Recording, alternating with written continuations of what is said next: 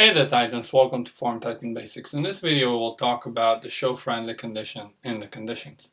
So let's head over to, let's say take the email field and set a condition, and we'll say that the current field, which is the email, contains, let's do A, and let's add a few more conditions here, and we'll say and, let's do first name.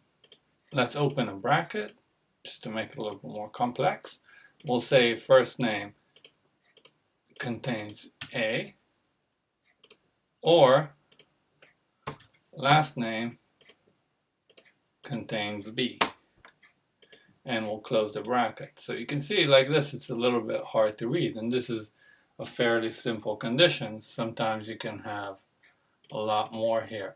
So for this scenario, we have the show friendly condition, which lets you see the condition nicely. So let's open this up and see what it does.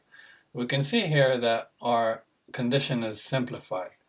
So if we will look at it, so the email contains B, the email contains A, and in a bracket, first name contains A or last name contains B. If these exist, then whatever we configure here will run. So this is the show friendly condition.